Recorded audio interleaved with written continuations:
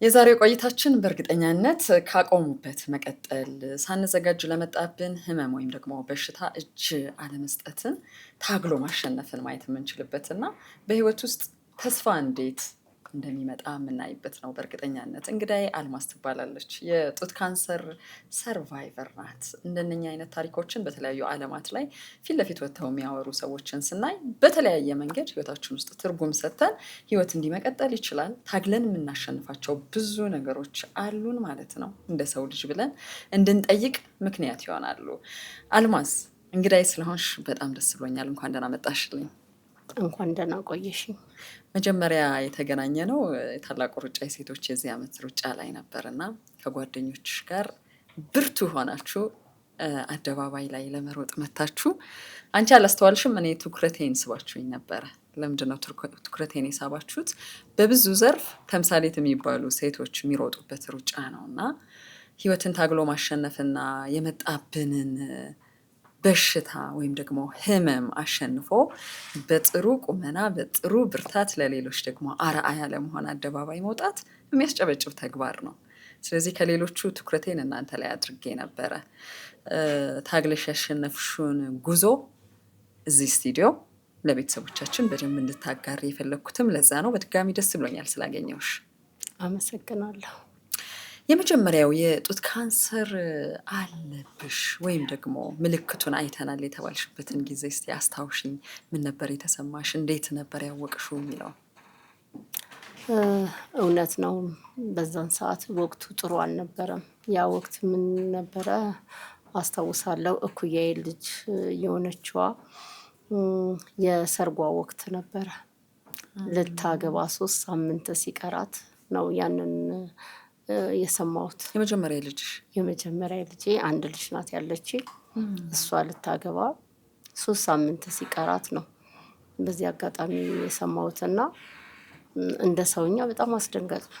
ለብዙ ነገር እየተዘጋጀሽ ለደስታሽ እየተዘጋጀሽ ከባድ ነው።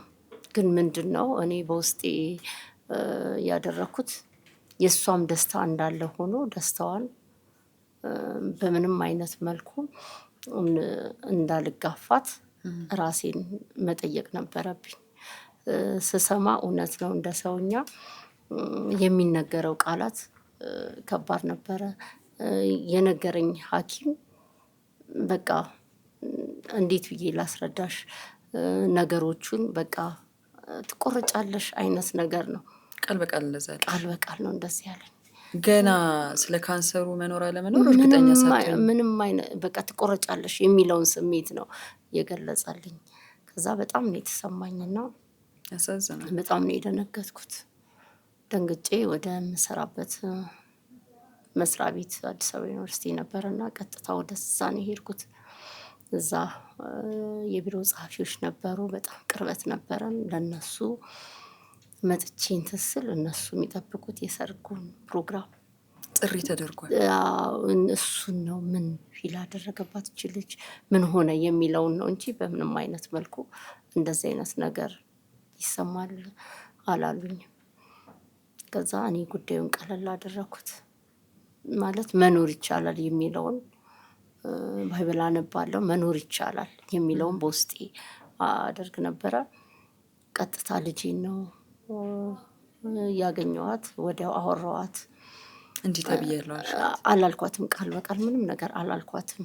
ሕክምና ምን ተባልሽ ስትለኝ ቆይ ገና ነኝ አልኳት። በአንድ ሆስፒታል አላቆምኩኝ፣ ሌላ ሆስፒታል ሄድኩኝ። ሲሄድ እኛም ሕክምናችን እናድርግ ነበር ያሉት። ሕክምናቸውን እነሱም አደረጉ። ሲያደርጉ ሰከንድ ስቴጅ ላይ ነው እና ይሄ ነገር ያው እነሱ እንደደገሙት እኔ ያው ይቆረጣል የሚለውን ሳይሆን ቢወገድም መኖር ይቻላል የሚለውን አይምሮ ላይ ያስብ ስለነበረ እንደዛ ያለኝ ሐኪም እሺ ጥሩ፣ ግን ምንድን ነበረ የሚደረገው? ይሄ ነገር ከተደረገ የኬሞቴራፒ ይወሰዳል፣ የጨረር ሕክምና ከእንደገና ደግሞ የታብሌት እሱን ሁሉ ይወሰዳል ያለኝ ነው። እንደዛም ሆኖ ግን መኖር ይቻላል ነበረ ጥያቄ። አሁን መኖር ይቻላል። ከዛ በሂደት ያው እንደነገርኩሽ የሰርጉ ፕሮግራም ደርሷል። በጣም ቢዚ ያደረግሻል። በጣም መገመት ትችላለሁ። እሷን አቅርቤ ነገርኳት። በጣም ነው እንትን ያለችው ያዘነችው። ግን የእሷንም ፕሮግራም በአንድ ጎን የራሴንም ፕሮግራም በአንድ ጎን ነው ያደረኩት። ልጅሽ ብቻ ናት ይሄን ነገር ያወቀችው ወይስ? ለልጄ ብቻ ነው መጀመሪያ የነገርኳት። ልጄ ያወቀች ጓደኛዋ ነበረች አብራ ሌላ ሆስፒታል ይዛኝ ሄደችው። ለእሷም አልነገርኳትም። ወረቀቱን ከሌላ ከሚልክ ሆስፒታል ይዤ ሄጄ ወደ ግል ሆስፒታል ወደ ሳንቴ ነበር ይዤ የሄድኩትና ይዤ የሄድኩትን ሐኪም እንዲህ አይነት ፕሮግራም አለና እንግዲህ እንደዚህ አይነት ገጥሞኛል፣ ግን የራሴን ህይወት ማትረፍ አለብኝ ብዬ ነው የመጣው ስል ጥሩ ነው ያለ። ጥሩ ነው ግን ጎን ለጎን ማስኬድ ይቻላል፣ በቃ እንደዚህ አድርገው መኖር ይቻሉ አሉ ሲለኝ እሺ ኦኬ ያልኩኝ ወደ ሕክምና የቀጠልኩኝ ነገርኳት። ያው ውስጧ ቢያዝንም ግን ይህንን ነገር በቃ እኔ መኖር ስላለብኝ የሰርጉን ፕሮግራም እያካሄድን እያለን ሕክምናው ተጀመረ። ያው እንዳሉትም ጡቴ እንዲሰራ ሆነ። ተሰርቷል ነው የምንለው እኛ አሁን በአሁን አባባል ተሰርቷል ነው እንጂ ተወግዷል ተሰርቷል። በቃ ጡቴ ተሰርቷል እና መኖር ስለሚቻል ከዛ ተሰራ። ከተሰራ በኋላ እንዳልኩሽም የኬሞ ቴራፒ ሕክምና ወሰድኩኝ። ሁለተኛ ኬሞ ላይ እንዳለው የሰርጉ ቀን ያው የተቆረጠው ቀን ደርሶ ነበረ። ፕሮግራሙ ተካሄደ።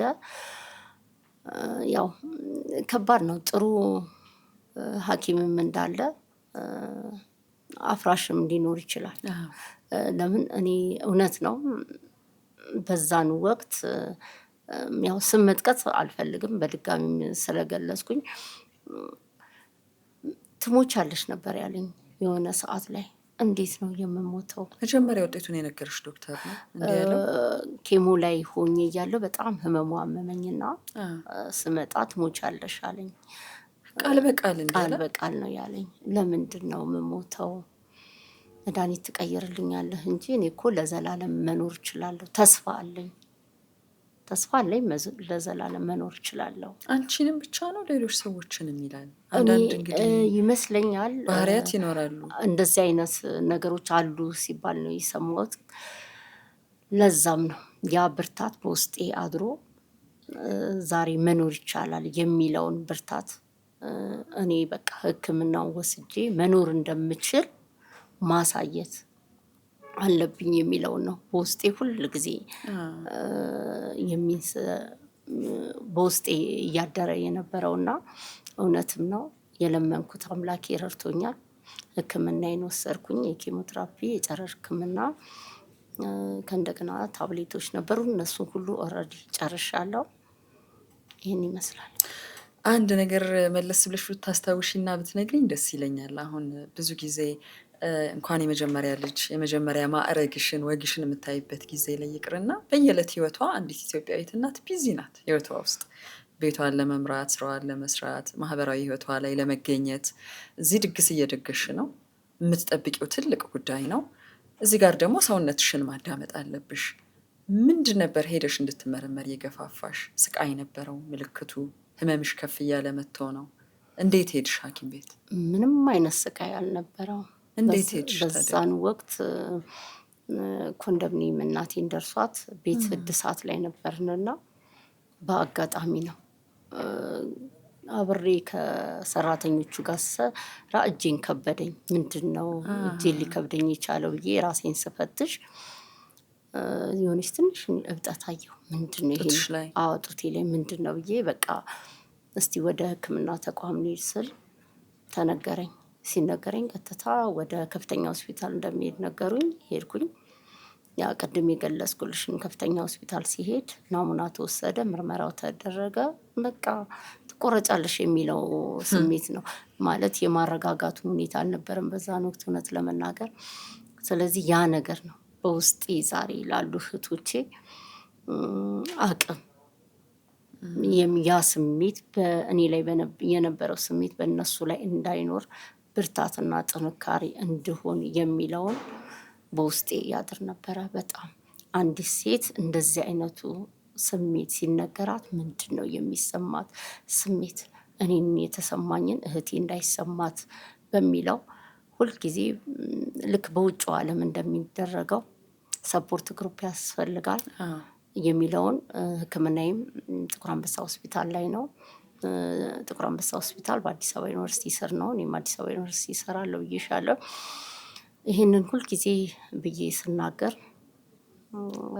ፍቃዷንና ህይወቷን ለኛ የሰጠች የኦንኮሎጂስት ሐኪም ዶክተር ኤዶም ክንፈ ይሄ ነገር በውስጧ አድሯል እና ሁልጊዜ ምንድን ነው እኔ እንደውም ሁልጊዜ እንጃ ኢንተርቪው ላደርጋት ማስባለሁ። እንዴት ነው ከሌላዎች ሐኪሞች አንቺን በውስጥሽ ይህ ስሜት ያደረው የሚለውን ሁሌ ልጠይቃት እፈልጋለሁ። እና ይህን ነገር በቃ ሌት ቀን ለእኛ ለሴቶች በጣም ነው የምትደክመው። በጣም ከሚገባው በላይ አቅም እንዲኖረን ብርታት እንድናገኝ ቤት በኩል ነው ሰዎችን መርዳት የምንችለው። ያም ስልጣኔ ሁሉን ነገር አዌርነስ ለሰው እንሰጥ ብርታት እንድንኖር ስልጠናም እንድናገኝ በጣም ታበረታታናለች። ያ ብርታትና ያ አቅም እስከ ዛሬ ድረስ ያው በአቋማችን ሁላችንም ጸንተን እንድንቆም አድርጎናል። ወደ ድጋፍ ማህበራችሁ እመለሳለሁ በደንብ እየሰራችሁበት ስላላችሁ አሁንም ድረስ። አሁንም ወደ ህይወትሽ ልመለስ። ያ ሰርግ ቀኑ አልተገፋም፣ አንቺ ታመምሽ ተብሎ ግርግር አልፈጠራችሁም? እንደ ቤተሰብ ተነጋገራችሁ? ድንገተኛ ነገር ቢሆንም ሰርጉ ቀጠለ። ስንተኛው ሕክምና ላይ ነበርሽ የሰርጉ ቀን ስትቆሚ ለልጅሽ? ሁለተኛ ኬሞ ላይ ሆኜ። ሁለተኛ ኬሞ ላይ። እንዴት ነበር? እስቲ ቀኑን አስታውሽኝ። እንዴት አለፈ ሰርጉ? በጣም ከሚገርምሽ በቃ እንደነገርኩሽ አንድ ልጄ ናት። እሷን ለማስደሰት በጣም ጥረት ነው የማደርገው። የማስታውሰው የመዘጋጃ ፕሮግራም ላይ ሆኜ በጣም ኃይለኛ ህመም ነበረኝ። ግን ያንን ህመሜ ማንም ሰው እንዲያውቅብኝ አልፈለኩም። ልጅሽም አታውቅም? ልጄም አታውቅም። ደስታዋን ነው እኔ መካፈል የምፈልገው። በቃ እሷ ደስተኛ ህይወትን እንድትመራ ስለፈለኩኝ በቃ ደስተኛ ራሴን አደርጋለሁ። በቃ ያ ስሜት በእኔ ላይ እንዳይኖር በቃ ህክምና አይመስለኝም ነበር ማስበው። ያ ፕሮግራም ተዘጋጅቶ አልቆ የእሷን ፕሮግራም ማየት ነበረ የምፈልገው እና ያ ብርታት ይመስለኛል እስካሁን ድረስ እንድጠነክር ያደረገኝ። ስለዚህ በጥሩ ሁኔታ አለቀ የሰርግ ስነስርዓቱ በጥሩ ሁኔታ አለቀ።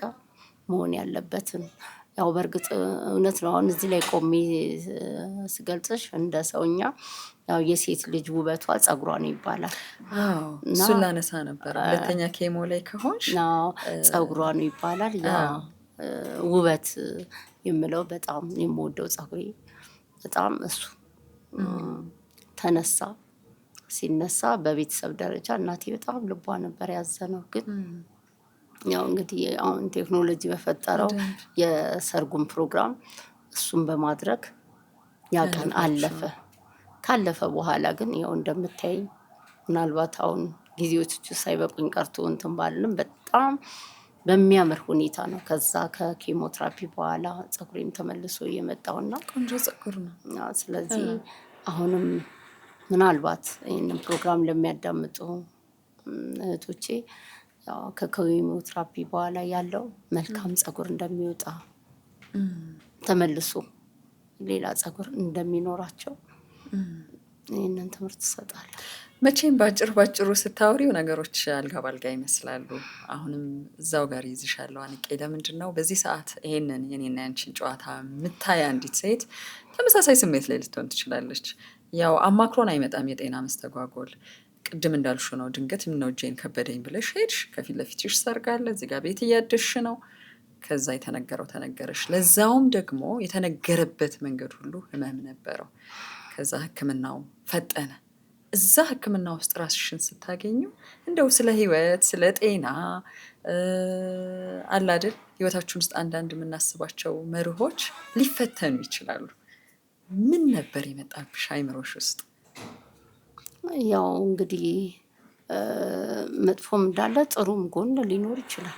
ጥሩ የጤና ባለሙያም ሊያጋጥምሽ ይችላል እውነት ለመናገር እና ያ በዛ መልኩ ቢያልፍ የሌሎቹ ደግሞ በጣም ጥሩ ሐኪሞች ነበሩና የነበሩት በወቅቱ የነሱ ብርታት እኔ ሊያበረታታኝ ቻለ።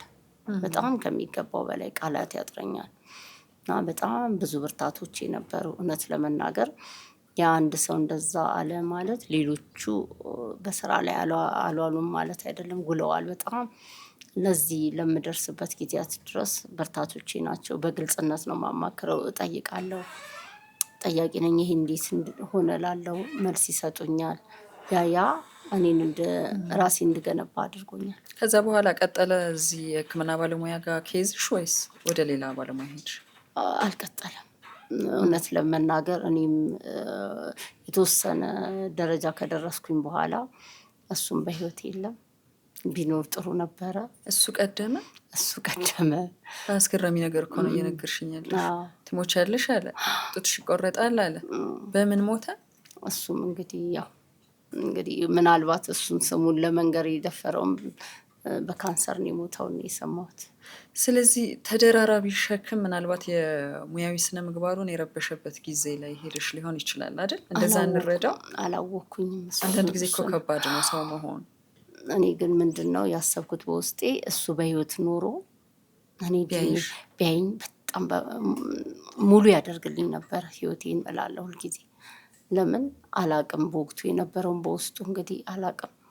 ሰውነሽና ፍጹም አይደለሽም። ስለዚህ ቢኖር ደስ ይለኝ ነበር።